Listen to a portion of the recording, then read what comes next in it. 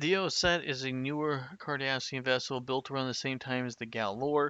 It equips with 6 torpedoes, 9 spiral wave disruptors, and 1 medium spiral wave disruptor cannon. The medium spiral wave disruptor is located in the front, has 2 torpedoes on the top, 2 torpedoes on the bottom, and it has 2 torpedoes located in the back, with 1 spiral wave disruptor in the back, and as well as 4 mounted spiral wave disruptor cannons on the wings. This ship is not as efficient as the Galor. Its subsystems are not as effective, but it does carry a significant power load of armament and weapons. This ship was designed in order to defend local space. It doesn't have the distance as the Galor and is equivalently only 1/4 the size. It is basically the Cardassians' version of a gunboat.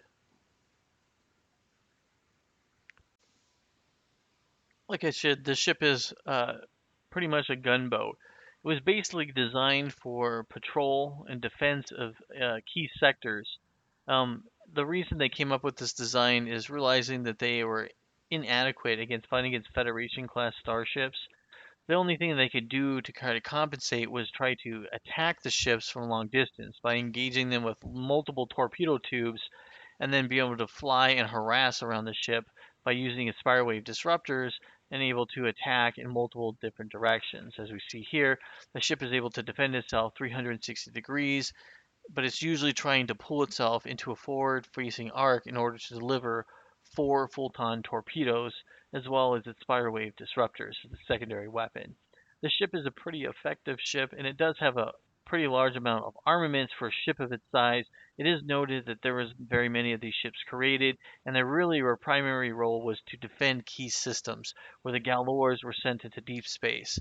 This is basically a Galor class cruiser except for without all the major subsystems or major crew components.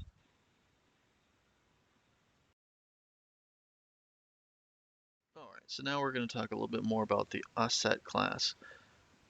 So this ship would typically engage ships like we see here, like raiders and small ships. Like I said, it basically wasn't designed for long range, and it was designed to attack ships with lots of firepower. They had learned a lot after that Federation engagement. So I'm going to give you an example of what this ship was doing, and we'll take a look at it. So we're going to watch this ship fight the Klingons. During the Cardassian Klingon War, before the Dominion War, most of these ships were destroyed. But they were pretty effective at defending their space, and we're going to show you some of the tactics that they would use. Now, when we're talking about the tactics that the Ocett is using, now remember its primary weapons are these 4 forward-facing torpedo launchers. There are 2 in the back as well. It's going to also use that medium spiral wave disruptor to do some decent damage, and then it's going to use those smaller spiral wave disruptors as it's turning and positioning itself and reloading for another volley. So we're going to watch, and this is the typical scenario that they're going to use. They're going to come in, they're going to launch as many torpedoes as they can, and then they're going to begin circling around the Cardassian or the Klingon ships. And the reason for that is most Klingon ships' primary weapons are located in the front. So they want to try to dodge those weapons and then repositioning themselves to do another strafing round. Now, another tactic that we're going to see with these ships is that they would use a Galor class to bring out a larger ship to, it's a good target in order to trick them.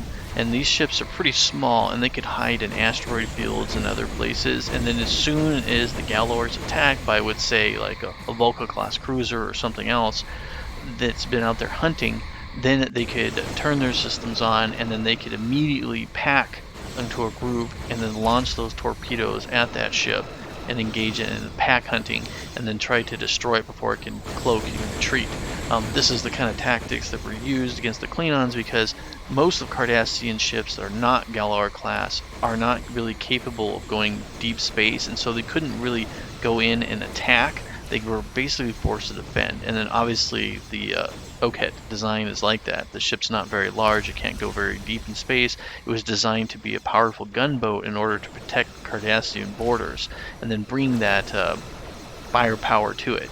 So the ship can't take a whole lot of damage, but it can take a moderate amount of damage. It is pretty well structured, but it's just not that large. Was basically used as a support ship during the Dominion War. It did engage Federation starships, and usually it would support Galors, giving it some additional firepower. It liked to circle and harass the larger ships and delivering its torpedoes. It would take some of the fire off some of the Galor class cruisers. It is noted not a lot of these ships did survive. They were destroyed during the war. They weren't created in large numbers either because they're extremely dependent on antimatter weapons. They did carry 6 full-ton torpedo tubes, which is a lot of torpedoes tubes for a ship of its size, especially being Cardassians, which are not known for using torpedoes very often. Another thing to kind of take in consideration is that during the Klingon War with the Cardassia, a lot of these ships were destroyed during that time period as well.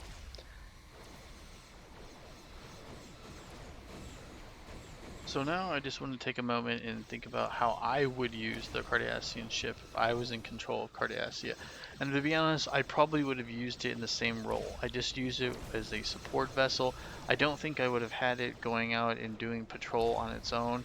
I just think it carries too much firepower and it's not particularly got a lot of defense.